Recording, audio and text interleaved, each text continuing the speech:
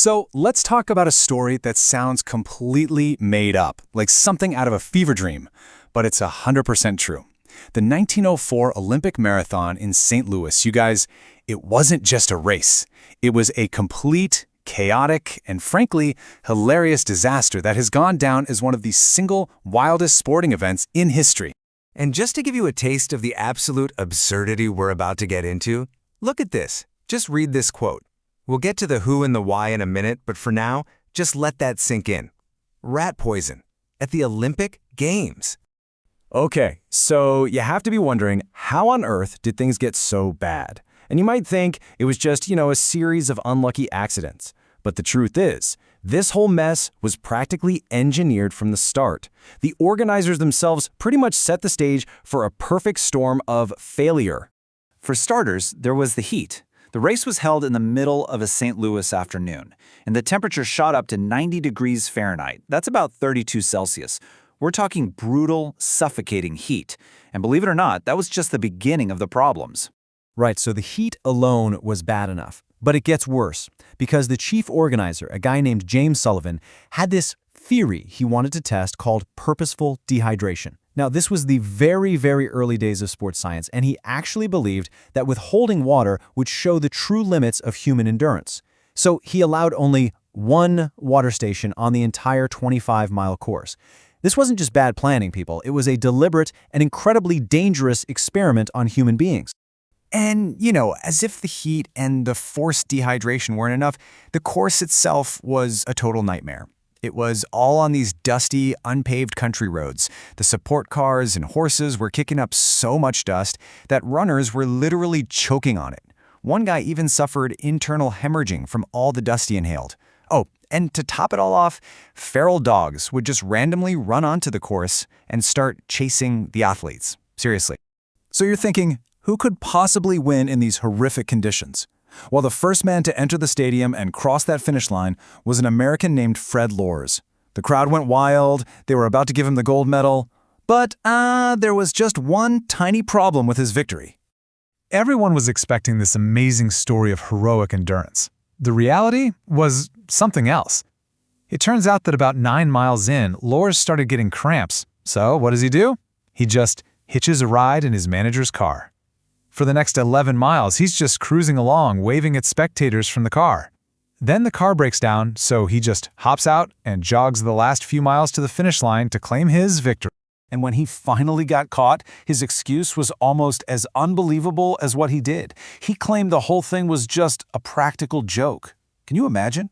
As you'd expect, he was slapped with a lifetime ban for his little drive-by gold medal, although, believe it or not, they actually lifted the ban a year later.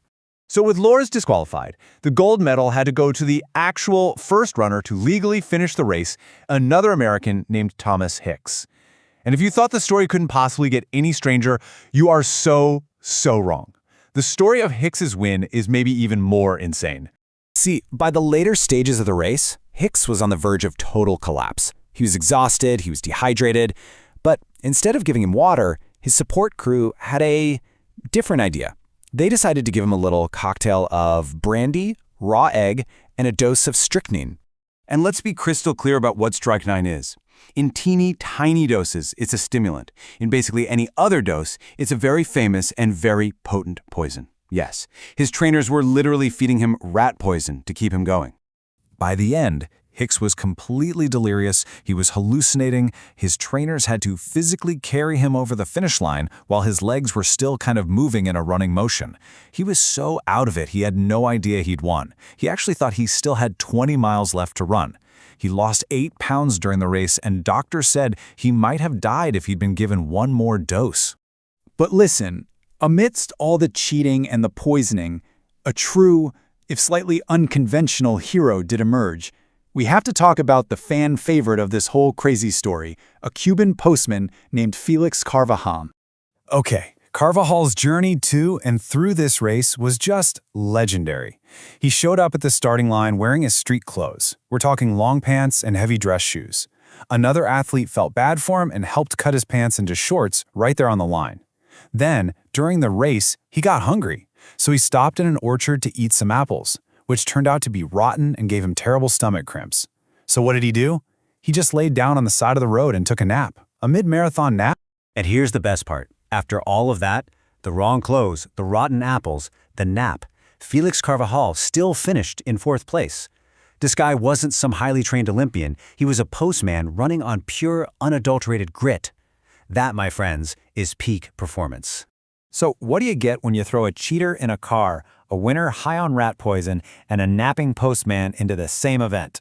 Well, you get, without a doubt, the single wildest, most poorly planned, and most fascinatingly chaotic race in the history of sports. So let's just recap this absolute rogues gallery. You've got Fred Lors, the cheater who took a car. You have Thomas Hicks, the official winner, who was literally poisoned and carried to victory. And then you have our hero, Felix Carvajal, the postman who survived on bad apples and a good nap to finish 4th. You just can't make this stuff up.